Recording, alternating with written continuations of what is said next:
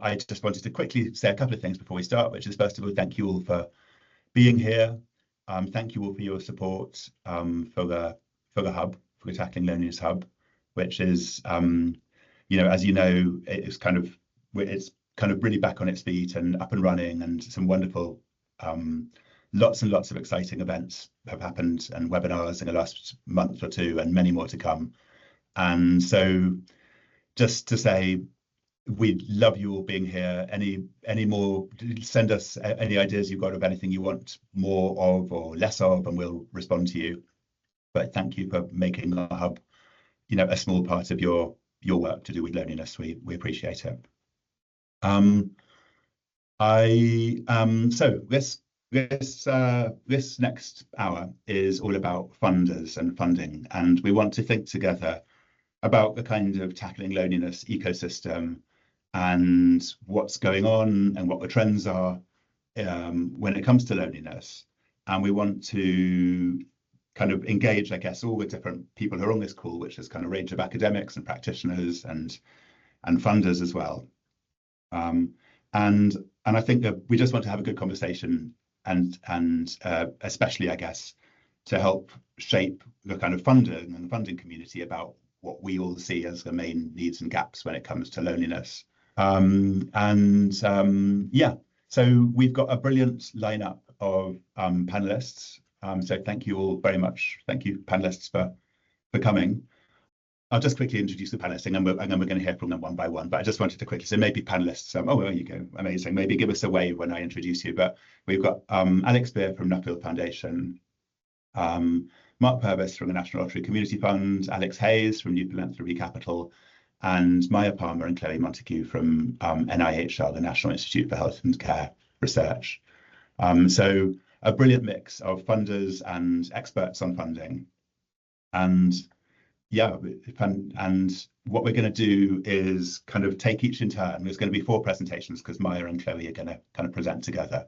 So we're going to have 4 presentations, each for around 5 or so minutes. And then we'll have a bit of a discussion amongst the panel, and then we'll open it up to questions from everybody. So if you have questions, as you hear people, and as obviously I'm sure if you have questions, then we'll ask you at that moment, but also do put stuff in the chat as well. There's a Q&A button I think you can all see on your dashboard. So if you want to just put questions in there, then Emma and I will spot them. And also to say, if we do run out of time and you had questions which you sort of didn't get a chance to have answered, or things you wish you'd asked but you didn't, or whatever, then there's a section on the Tackling Loneliness Hub called Funding Streams. There's a group there, and we'll put all the slides and the material and the video from this call onto that Funding Streams part on the hub. And you can ask or answer any questions, and then we can carry the discussion on the hub afterwards. Okay, sorry, I'll stop talking. And I'll hand over to you, Alex. So this is Alex Beer from Nuffield Foundation. All right, thanks so much, Harry. I'm Alex Beer. I'm head of grants operations and portfolio development at the Nuffield Foundation. That means I manage our grants applications processes and our grants management processes, and also look for where we have gaps in our portfolio and start to think about how we might fill them. So next slide, please. So for those of you that aren't familiar with us, we're an independent charitable trust. We fund rigorous research, encourage innovation, and support the use of sound evidence to improve people's lives. So our aim across all of our activities is to open up opportunities and to improve lives for individuals, families, and communities within a just and inclusive society. So our purpose is to advance social well-being. So that's what's written in our trust deeds. And for us, social well-being is comprised of the well-being of individuals, families, and communities, which is in part determined by people's connections or lack of them. The research that we fund should have the potential to influence social policy or practice and ultimately make a difference to people's lives. And we're also the founders and co-funders of the Ada Lovelace Institute, the Nuffield Family Justice Observatory, and the Nuffield Council on Bioethics. Next slide, please. So our focus is on education, welfare, and justice, but we also seek to fund research that cuts across these areas or address other topics that align with our mission to advance social well-being. We're really keen to fund research that's attuned to new forces or trends shaping society, as well as research that might offer a route through long-standing and intractable problems. So where are the links to loneliness here? So this might be in terms of the vulnerability of different groups, the factors that influence, for example, education and employment opportunities and outcomes, you know, thinking about how people's networks affect their ability to access services, you know, the combination of formal and informal care and support that will best meet the needs of older people. So real sort of threads throughout this. And you know, but as you'll guess, we're a funder with quite a wide remit, albeit with a golden thread of improving social well-being. So I'm really interested to learn more from this event about where some of the specific gaps on loneliness might lie. Next slide, please. And so we're going to be launching the Nuffield Foundation's new strategy in 2025, and these are sort of 5 priority questions that we've identified that are likely to be you know, a core focus of the new strategy.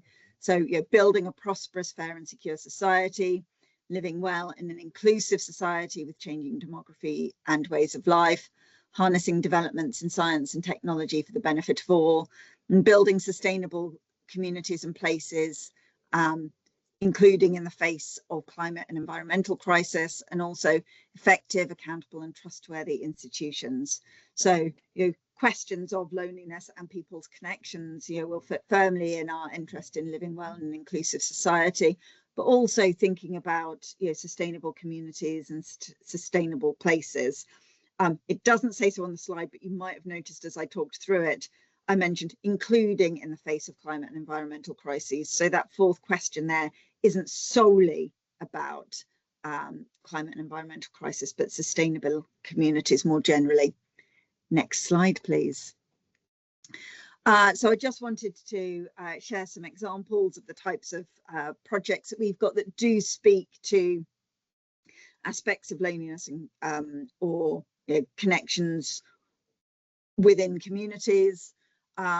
So one relatively recently underway project is revealing social capital, which is being led by the behavioural insights team, but also using data from Meta and working with Raj Chetty on using the methodologies that he used in the US to use sort of Facebook and other data to look at people's connections and how their social capital affects their social mobility and other life outcomes. And these other 3 projects are research that has completed. So the role of communities and connections in social welfare advice and nature-based integration were 2 out of 6 projects we funded under some Understanding Communities funding we undertook with the British Academy. And those are 2 projects that particularly looked at sort of connections between individuals. And then, yeah, we were also funders of the COVID-19 social study, which explored the psychological and social experience of adults in the UK during the COVID-19 pandemic. And sort of loneliness was a sort of key factor that came out there. So that gives you a flavour of some of the stuff that we've funded in the past, something we're currently funding. And so just down to the next slide, please. I just wanted to talk about opportunities to apply to us. So you know, we're a responsive funder, really interested in your ideas. We've got 2 rounds a year. The next deadline is in April 2025, very likely to be the 1st of April 2025, but watch our website for details. Applications can be made through our website. And it's a two-stage process. So outline applications are assessed by our in-house teams, and if you make it through to the next stage, and if that application is of sufficiently high quality, then most of those applications are peer reviewed and applicants have an opportunity to respond to reviewer comments. So grants are available of up to £750,000. But most of our grants are in the sort of £200,000 to £300,000 mark. Please do read our guide for applicants if you're interested in applying, and keep an eye out for our new strategy. And the next slide just shows ways you can keep in touch with us, including links to our website where you will find our guide for applicants and our application form. And there's also a webinar featuring a few of us, but also including me, on how to get Nuffield Foundation funding. And I'll stop there. Thank you. Thank you, Alex. That's brilliant. Thank you so much for setting all of it out. And I'm sure there'll be some questions in a minute to build on that. Thank you. Mark, can I come over to you? Mark Purvis from the National Lottery Community Fund. Thank you, Mark. Good afternoon. Of course, Harry. I'm really pleased to be here and talk a bit about the work that we do at the National Lottery Community Fund. So Emma, if we can click over a slide, and again, we don't need the cover page. Thank you. The National Lottery Community Fund is a national lottery distributor. So thanks to the players of the National Lottery, we distribute between 550 and 650 million pounds to communities, communities up and down the UK every year. Which makes us quite a large funder of communities, as you could probably imagine, given that value. What we don't have, it sort of like a classic definition of communities. We, a bit like Emma described earlier, we are a funder of communities and allow the communities to dictate their own definitions. So that might be a community of geography, like a local area, or it might be a community of interest, people with particular similar lived experiences. Whatever actually community means to those individuals is what we accept and acknowledge as part of our funding. The National Lottery Community Fund and its predecessors has been going, and you may have noticed last week we celebrated 30 years of the National Lottery. So anybody who can remember that original "It Could Be You" advert, and my apologies, that was 30 years ago, but a really good opportunity for us to take stock and think about the funding that has been utilised as part of this, not just the winners of the lottery, but also the wider impact of lottery players' money everywhere. And also last year we launched our It Starts With Community strategy, which is some of what I'll go on to talk with. If you can pop us over to the next slide, that would be great. Okay, so our strategy last year dictated that we feel there is an opportunity for the National Lottery Community Fund to make a bigger difference with our funding when we're focusing on particular areas. So our strategy includes 4 missions where we believe our impact could be and would be the biggest that we can have. In England, we have done some narrowing of this, and these are the 4 areas that we announced only a couple of weeks ago with regards to our new strategy and how it's going to be implemented within England. So particularly on our focus are tackling health inequalities, environmental injustice, and access to quality nature, places and spaces, or availability and inclusiveness of places and spaces, and supporting babies, children and young people and their families in important life challenges, like transitions, is the area that we're focusing on going forward. But let's also acknowledge, like Alex just wrote on, we're also a responsive funder, so we're very interested in the ideas and generation from communities. So we have made a number of other changes which will hopefully benefit many of you. First and foremost, our small grants program, what we call National Lottery Awards for All, which has been going for almost 30 years in the time. We have doubled the size of that recently. So instead of so the maximum grant value has gone from 10 to 20, and it's also the grant length has gone from 1 year to 2 years.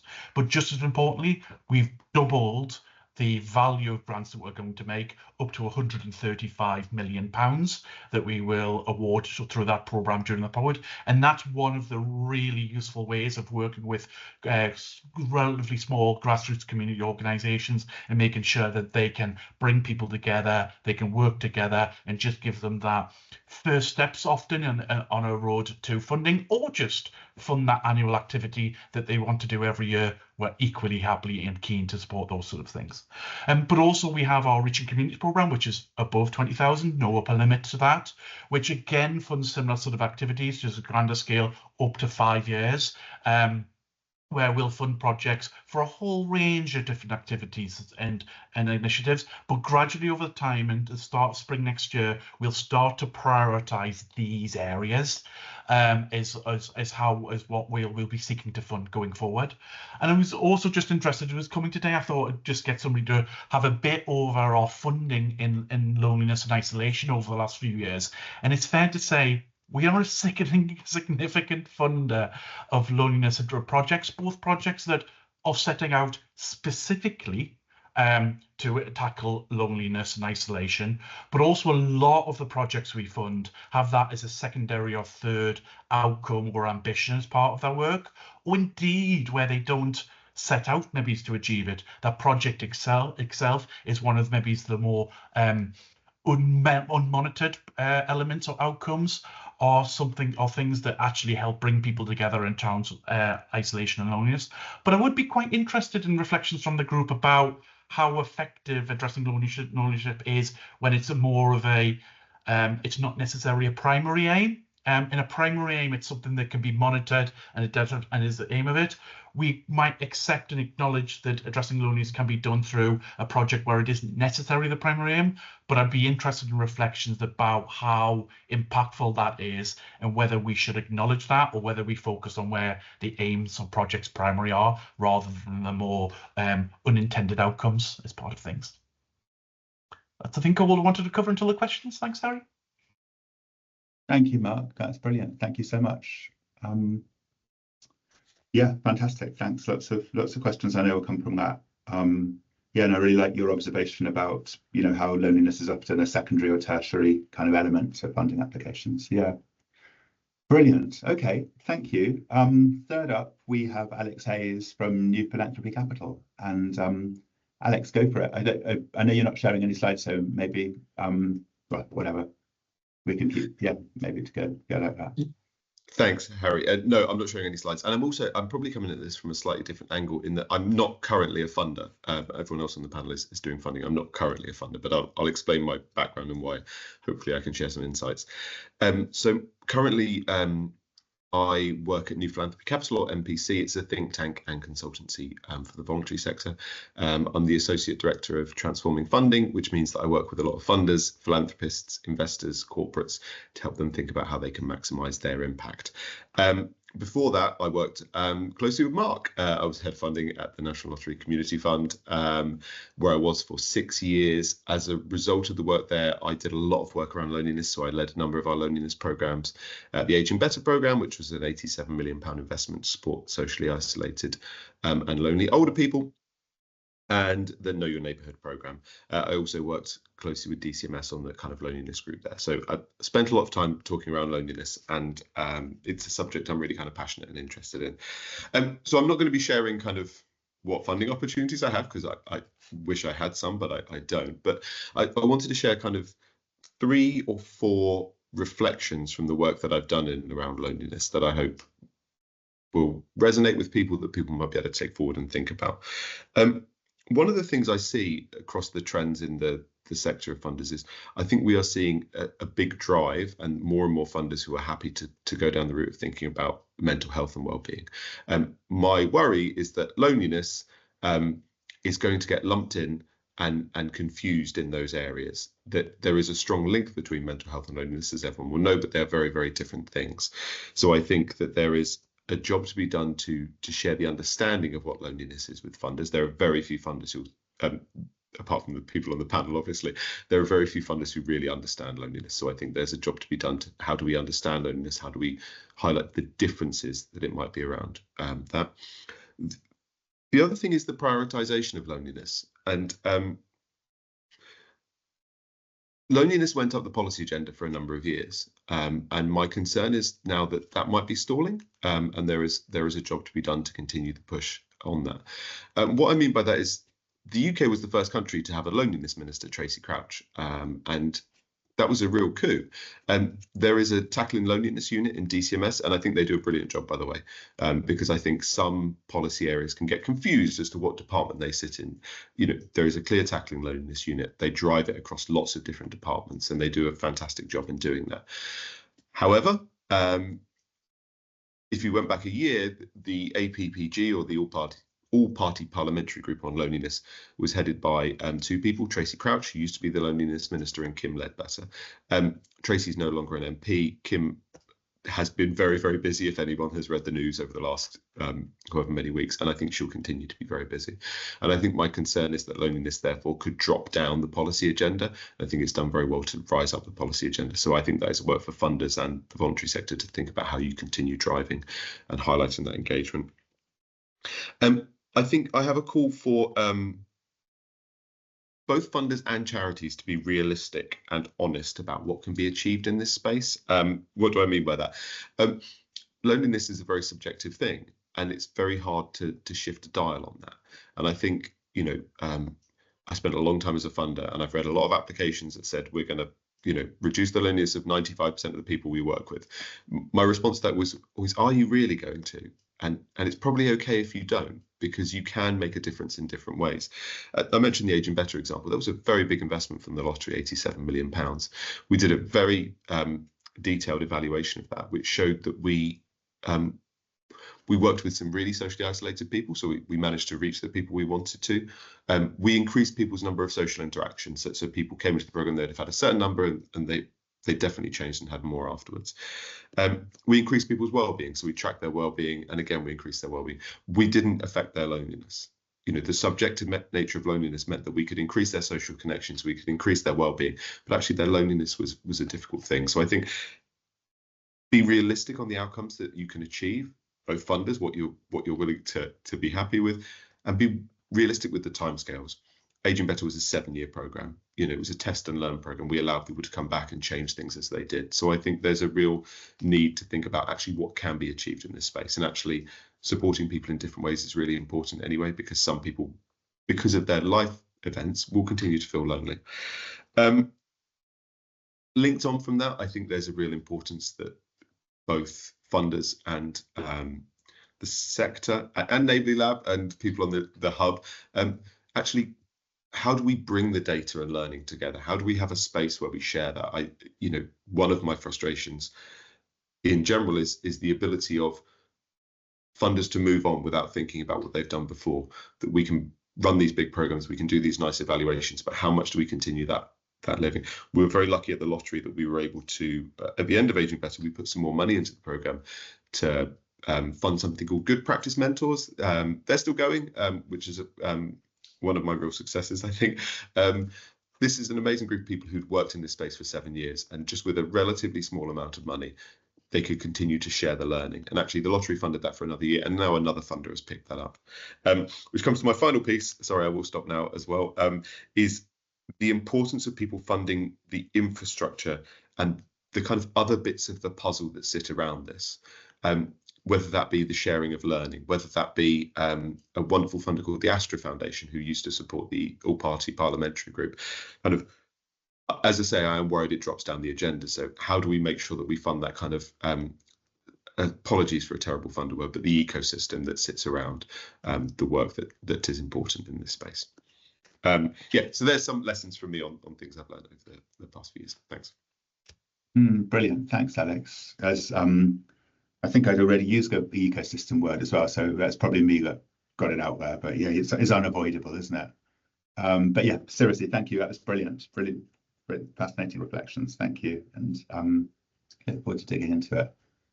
And great, and finally, in terms of these 4 presentations, we've got Maya and Chloe who are going to talk about the NIHR. So thank you, Maya and Chloe, over to you. Thank you, Harry, and thanks for having us here today. So, as Harry says, I'm Chloe. I'm a consultant in public health medicine, and I'm a consultant advisor to the Public Health Research Programme at the National Institute for Health and Care Research. And the Public Health Research Programme is just one of our research programmes. So my colleague Maya and I, we are joining today to speak, well, just a little bit about NIHR for context, a little bit about the Public Health Research Programme, so what sort of things we fund, and then just in brief, an upcoming funding call that we're hoping to advertise that's looking at loneliness in the community. So just a little bit about NIHR. So NIHR is funded by the Department of Health and Social Care to fund, enable and deliver health and social care research.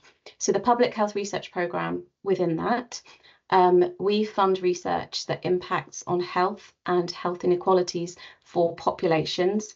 We're particularly interested in the wider determinants of health, and our remit is around evaluative research, so not descriptive or epidemiological research for the most part. And we evaluate non-NHS interventions. And non-NHS, for the most part, means interventions that are commissioned outside of the NHS. It's the commissioning arrangements that are generally the important factor there. We like to evaluate interventions that operate at a population level, although individual level interventions are within our remit. The primary outcome for our research, because we're funded by the Department of Health, must be a health outcome. Another thing just to note is that we don't fund the intervention, and we don't fund the development of interventions. There are, potentially other sources of funding that do that, but within what we are allowed to fund, we can fund a limited amount of intervention adaptation work, up to about 6 months. So what we tend to do is, we fund things that evaluate stuff, such a good technical word there, that is already in existence. And we think there's so much stuff that's out there happening that impacts on health that that's what we want to evaluate, those interventions, things that are already happening.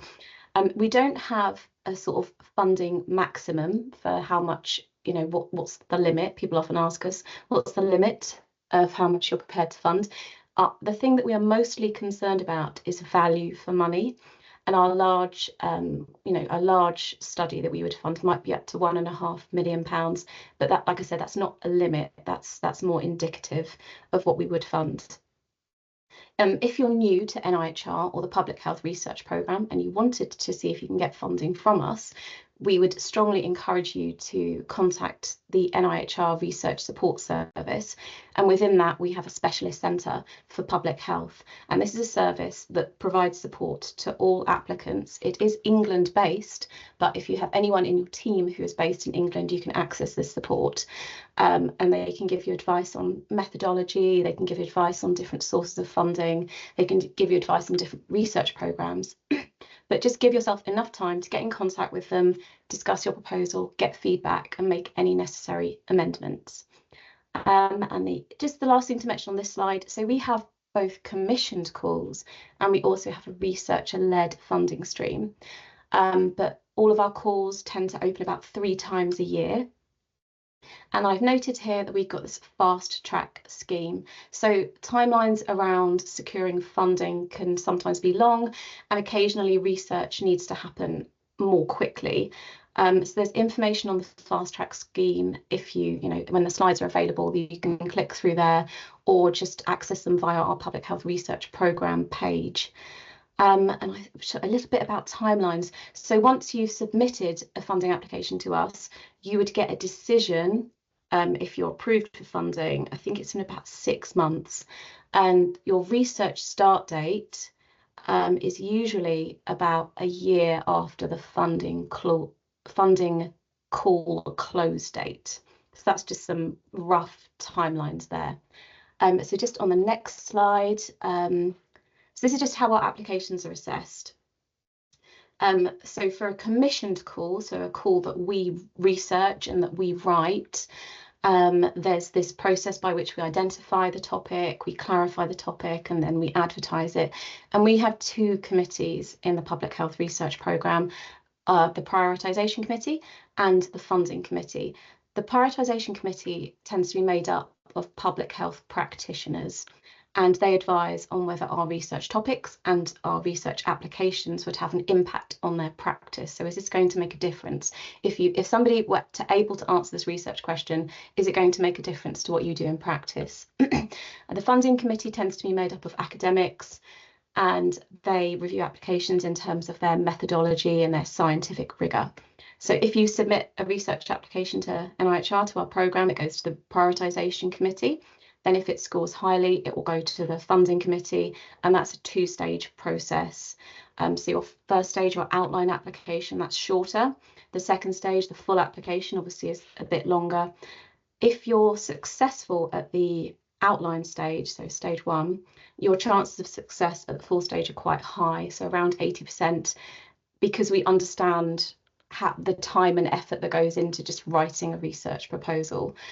So we tend to ask you to do that really long proposal when that the chance of success is much higher. And then once funding has been agreed, as you can see on this flow diagram, you move into the monitoring phase. If you have any questions, I know we'll have a bit of questions, but if it's specifically about NIHR Public Health Research Programme, there is an email address here. And now I'm just going to pass over to Maya, who's going to talk about the upcoming funding opportunities. Thank you, Chloe. Yes, so I'm going to talk about one of our previous calls and upcoming. So during 2022, the PSR programme developed a call titled Interventions That Impact Loneliness. This call closed in the autumn of 23. Unfortunately, we didn't actually fund any research from this specific call. We did have a good amount of interest in the call, and we did receive quite a good number of applications as well. And because of that, we now decided to redevelop the call. This time it's, as Chloe mentioned, it is titled Loneliness in the Community. This call has sort of shifted its focus a bit, so it's now more around community-centered interventions, and there's a stronger emphasis on prevention of loneliness as well. So if everything goes to plan, this call is going to be advertised as a commission funding call in the spring, summer of 25. It is depending on approval from our prioritisation committee and also from the Department of Health and Social Care. So it is with that caveat that it could be either delayed. So that was kind of the calls that we have and the upcoming potential call that we have coming up. Chloe already mentioned that we also have another funding opportunity, which is the researcher-led funding stream, which opens 3 times a year.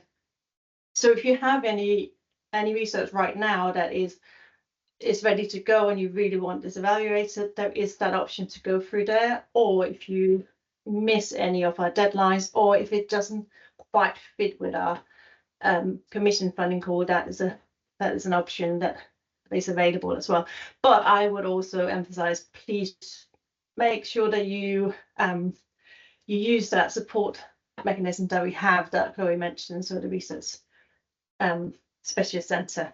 So if I can have the last slide. That wasn't our last slide, sorry. There was on my one that was last, that one there. I'm not going to go in detail on this slide. It's just to show you that we have funded projects on loneliness before. There's quite a big list, and I just wanted to show you that we are very interested in funding projects on loneliness. It's a really good idea if you are interested in applying for any of our courses to make sure that you read what we've previously done, because it will give you that flavour of what do we fund and what are we interested in, what have we done before, so we might not kind of want to hit that again. And that's all from me and both. Wonderful. Thank you so much. Thanks to all the panelists. Thanks, Maya and Chloe, for presenting, and thanks to all the panelists.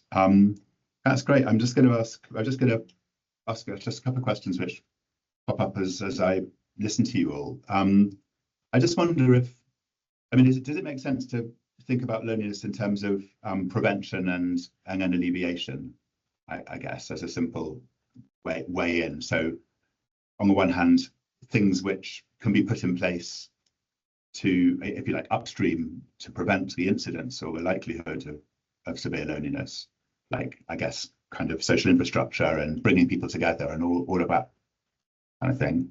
And then there's another sort of set of interventions which are more to do with alleviation, so trying to help or resolve the situation of people who are currently experiencing loneliness. I guess I'd love to just ask the panel, does that sort of conception work for you? And if it does, then do you sort of see that there's a gap on either side of it, or a misweighting of where resources is being allocated? I'll jump in if that's okay, just to start. I think you need both. I mean, I think with all these things, you would like a spectrum of funders that understand that you need to focus on those immediate needs, and that you need people who are understanding that you need to kind of fix some of those systems which are broken, which are leading people to do it. I mean, however, that being said, that with funding being limited, I think people have a tendency, and I don't know the data on this, so I'm doing it based on hunch. People have a tendency to go towards more immediate needs than they do to go upstream. And of course, actually, the NHS would have to be the big player in this, or public health and the NHS together as to where that would go, would have to be the big player in terms of how they would shift to a more preventative system, I think. But I would like to see funders as much as possible collaborating and working together to think about, actually, do we really know what's getting funded? There's been some great moves forward with things like 360 giving, but actually, do we really know what's being funded in this space? And therefore, do we really know what some of the gaps are?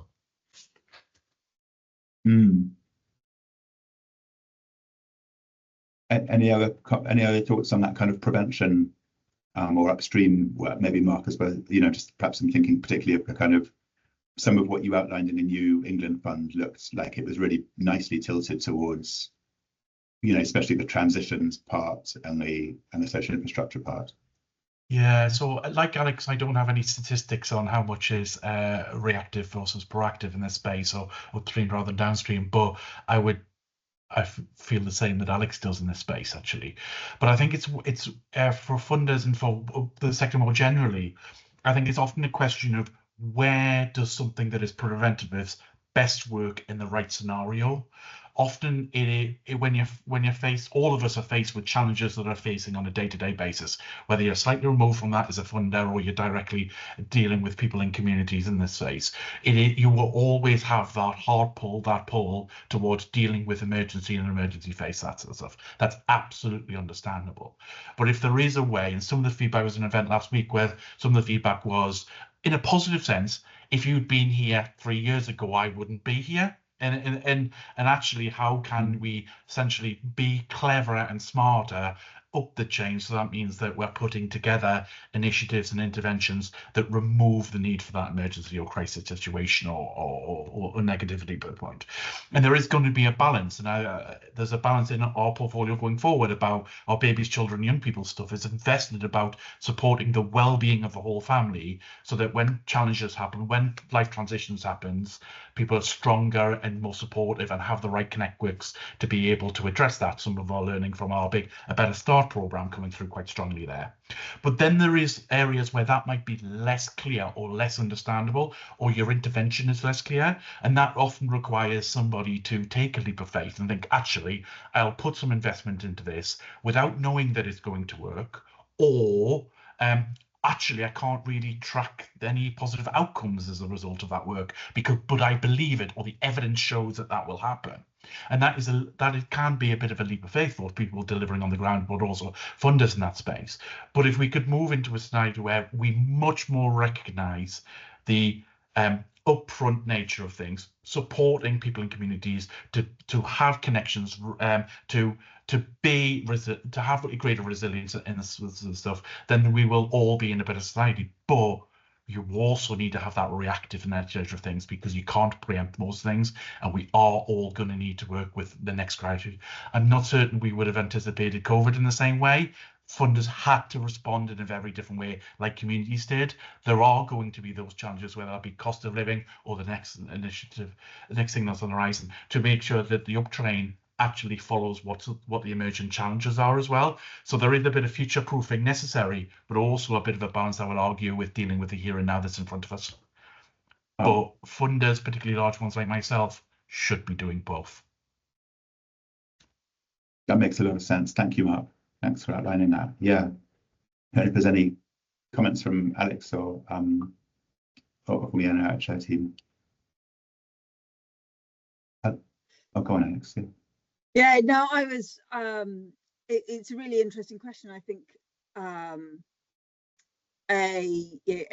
lot of the work that we fund, be it on education, welfare, and justice, sort of much broader than just the sort of loneliness issue.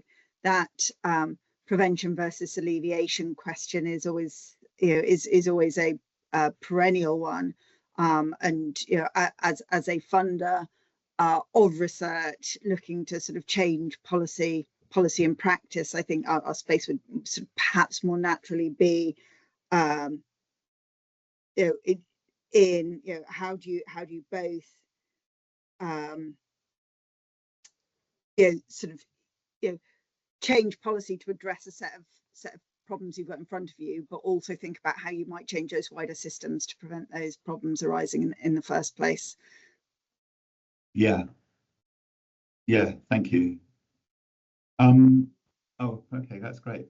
And I'm inspired a bit by something you said, Alex, about it's very hard to see things which kind of shift the dial on loneliness. So it was really interesting the impact, the evaluation of the impact that you shared from that huge Aging Better program, where you could see discernible impact in certain ways, but not so much on loneliness. And I guess it inspires me to ask a question to all of you, which is kind of, are you seeing enough kind of really high ambition applications about loneliness? Does it seem to you that it's a sort of series of small diffuse things, or do you wish there was something more radical or more ambitious that was being put forward by researchers or practitioners or entrepreneurs or somebody?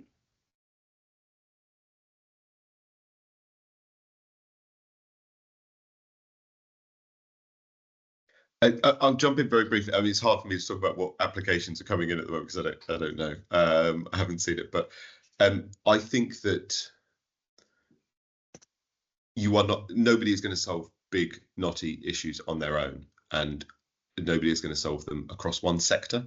So I talked about the NHS and public health earlier, but actually, for example, there was a great report done by British Red Cross recently about loneliness at work. So how we involve in the corporate sector, how we involve in different things. So I think there is a need in loneliness, but across actually a whole range of issues. Actually, are we really bringing people together to work on things together? And I think some of the ways that systems have been set up, or the way that the voluntary sector works, is that it's sometimes quite difficult for organizations to come together. And we have a very kind of large number of relatively small organizations, but actually how do you bring that together so it can actually affect like what is a very, very difficult problem to solve? Yeah. Yeah, Mark, go for it. I suppose on the question of ambition, so there is, I think I'd look at it in two ways. First of all, I'm sure most people around the room, we're around this table because we believe in something that can be better, yeah? So that's always use ambition and dreams as our guiding light. But if you're talking about applications, my other statement will be, please just be realistic as well, yeah? You're not going to be judged purely on the numbers of changes made. As Alex says, a little bit about greater interactions are great, but don't necessarily change the dial on this sort of stuff. So actually the skills of my teams when they're looking at proposals is to pick out the ones that might, yes, seek to achieve and have strong ambitions, but ultimately that we're not setting you up to fail in this sort of regards to this stuff. I do think there's a really good balance here between believing and seeking and pushing and doing this, but also actually being realistic with what we can achieve in the communities in which we're based, and not necessarily overreaching that. And Alex has referenced a little bit about the NHS and the wider government investment. Somewhat is, you're represented here by some decent sized funders, but we are minute in the size of the scale of the NHS, this sort of stuff. But what does allow us to do a bit of a shaping in and around that space, but doesn't shape the initial offer and the initial position of this sort of stuff. So I think where research, evidence and aspirations can come in is very much in how we interact with the biggest institutions that exist and how we can support them to see the importance of these issues. It's part of their work rather than it just being a national illness service, but an actual national health service as part of that degree.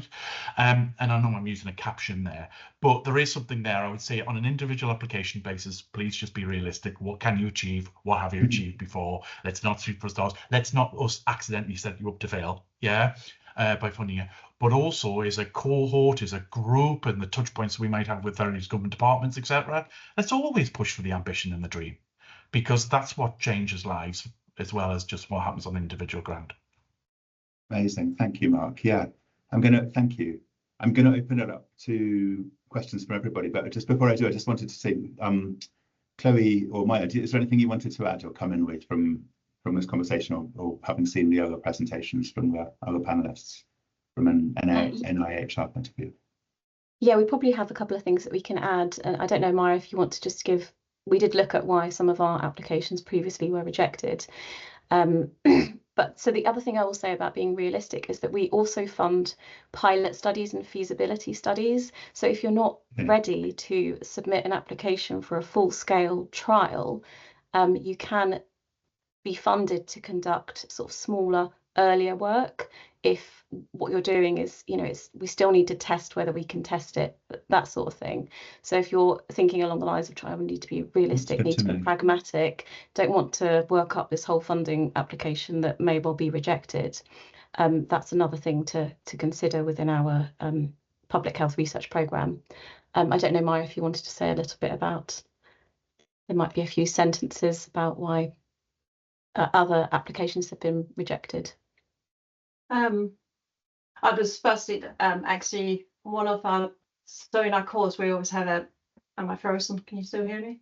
Yeah, you're okay. We have areas of research interest, and this is not a, it's a suggestion list. It's not a kind of an all-encompassing one, but one of them is to have evaluations of cross-system, multi-level interventions, and it's obviously fine to put on paper. It's easy for me to say this, and but going out and doing it's a whole different thing. But we're very interested in these big things, the big collaborations, and it might be that, as Chloe was saying, that you need that feasibility study first.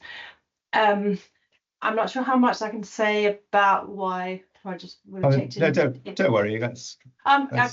It was kind of a mix between some were just too small and not feasible, and so half kind of fell in that prioritization stage that Chloe was talking about, and half was actually methodology. And if it is methodology, that's where really the specialist centres are very good at advising and making sure that they're very, very robust, and because they know what the panels will be looking for as well, so they can really help guide. So I think it's just again a plug for using the specialist centre. Yeah. That's brilliant. You have that centre. Yeah, thank you.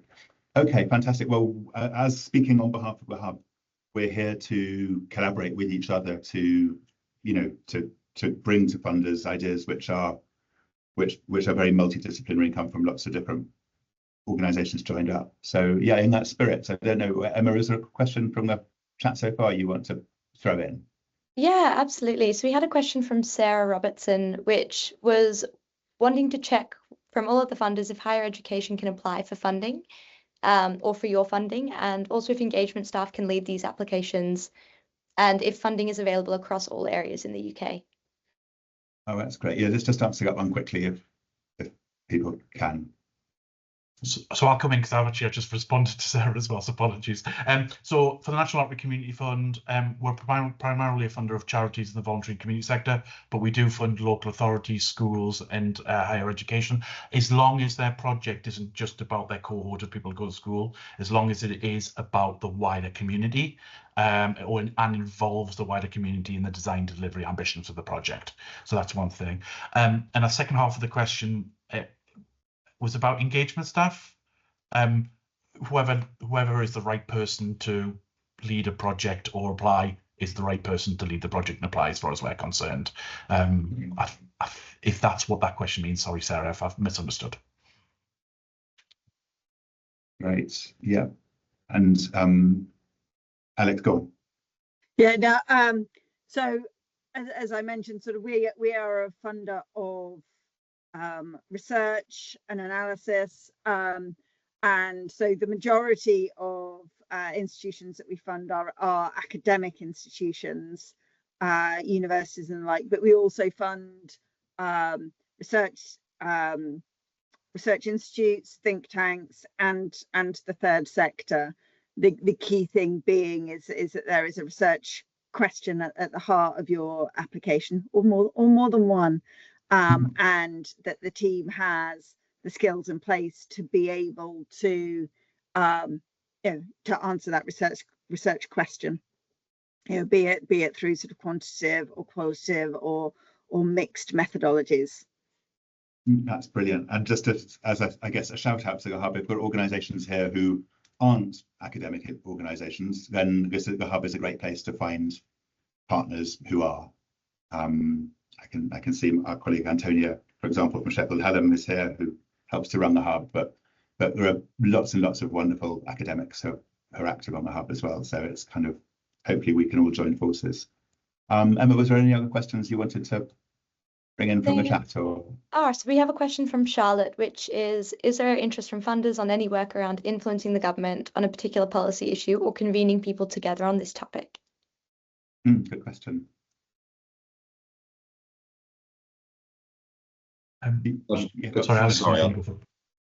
Sorry, I'm always jumping. No, generally, I think it tends to be quite a tricky thing to get funding for. I think funders are sometimes nervous around that kind of influencing piece, but I think actually there is a need for that kind of actually bringing people together, the convening, the sharing of learning, that wider picture piece. As I say, I know the Astra Foundation had done some really interesting work in that space, but I think it's all part of that. Actually, this is a really important point. If we want to shift upstream, it's not just about kind of working individually with people, it's about shifting policies and making changes in that space.